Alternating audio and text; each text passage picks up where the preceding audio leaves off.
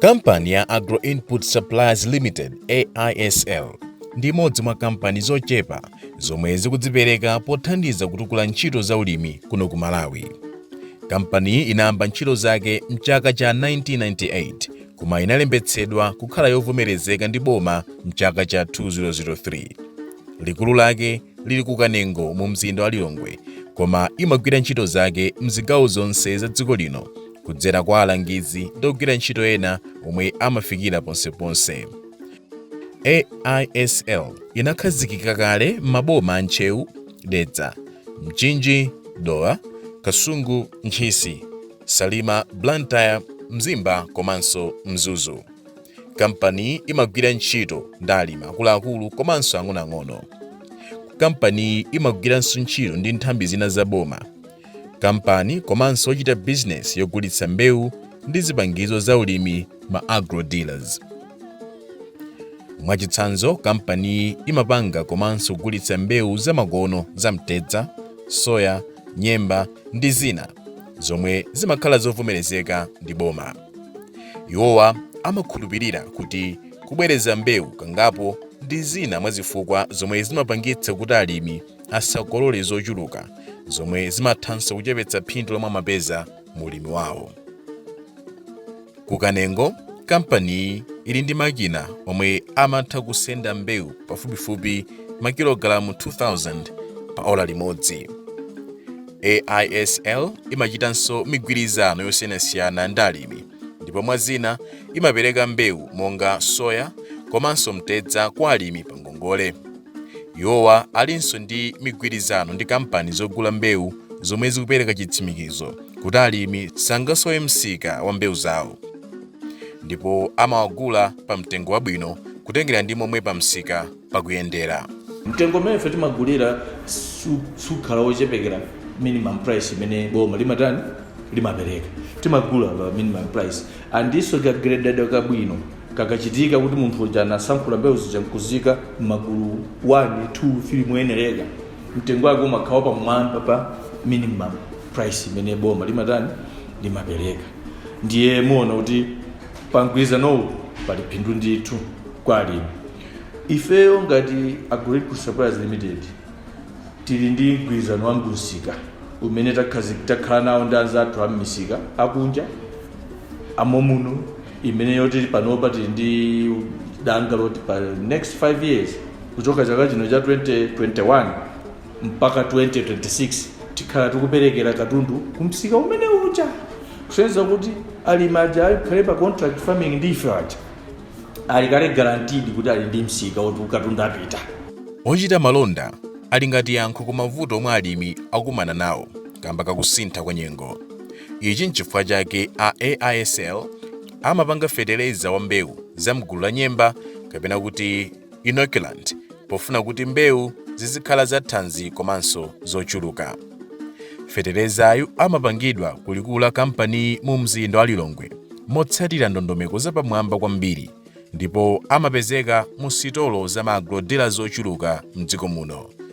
Mayi Ngwaisa Banda amayendetsa business ya Farmlink Agro Dealers, ndipo akutsimikiza kuti katundu wa AISL amakhala naye ndipo akuthandiza.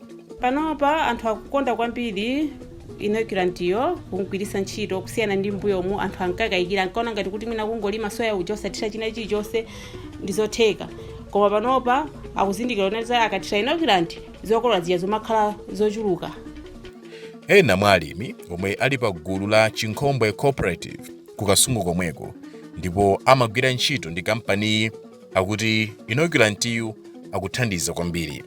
Inoculant niwofunika kwambiri komanso watithandiza kamba koti mbewu zathu tikathiratu inoculant zimatuluka mwamphamvu mosanyenchera ndithu komanso zimadzabereka bwino.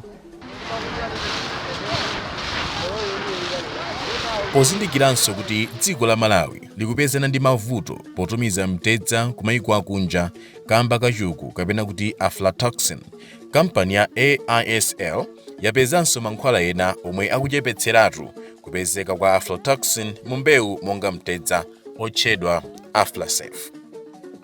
Kuonjezerapo kulikulu la kampani kuli laboratory yamphamvu yomwe imayeza kuchuluka kwa aflatoxin mbewu komanso muzakudya. Tili ndi laboratory imene tikupangire inoculant iyo komanso timadzapanganso test aflatoxin iyo. Tikakolola timatenga chimanga, timatenga mtedza ndi kuyipima kuti kodi uli pa mlingo wanji wa aflatoxin iyo.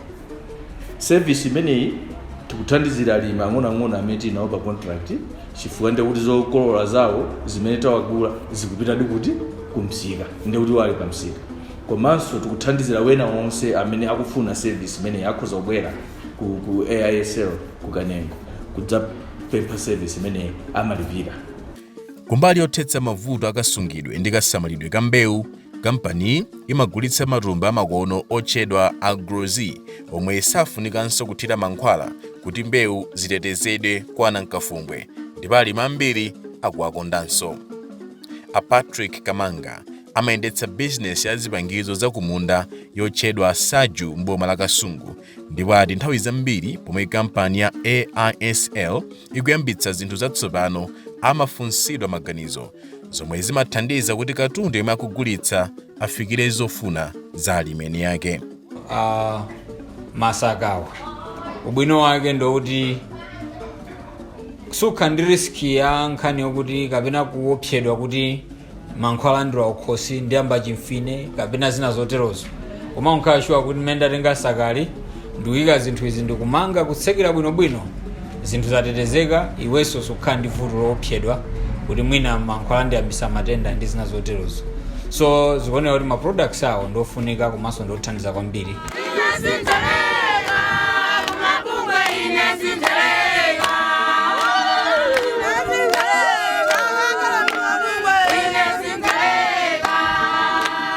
Bawa Cooperative ili kumalingunde m'boma la Lilongwe ndipo alimi ochuluka akusimba lokoma. Limbani Potfa ndi wapampando wa gululi ndipo akuti alimi ambiri agula ziweto komanso kufolera nyumba zawo ndi malata kamba ka phindu lomwe akulipeza akagulitsa mbewu zawo kudzera mu mgwirizano molipo ndi kampani ya AISL. Tapanga contract farming imene takhala tikupanga mgwirizano wakulima mbewu monga mtedza. Mbewu zimenezi zakhala zachitira bwino chifukwa tikukhala tikudziwiratu mtengo kapena kuti kopita katundu ngati nsika. Kotero kuti katundu wathu wakhala ukupanga zinthu zodalirika chifukwa mulimi akulima akudziwa kumene kupita katundu wake. Chifukwa cha mgwirizano ngati umenewo tili na alimi ambiri amene chawakomera kuti ajoine kupita nafe chitsogolo limodzi chifukwa cha mgwirizano umene uli pakati pathu. A Potfa atinso tsopano akutha kupeza mbewu yovomerezeka mosavuta kudzera ku kampani zinthu zomwe m'mbuyomu zinali zovuta. Kuchita bwino kwa gululi kudzera ku migwirizano ngati kwachititsanso kuti abwenzi a gululi achuluke ndipo pakadali pano kwa nthawi yoyamba abwenzi ena athandiza gululi ndi nyumba yapamwamba yosungiramo mbewu. Masomphenya a kampani ya AISL ndi kufikira mlimi aliyense ndi upangiri komanso zipangizo za makono.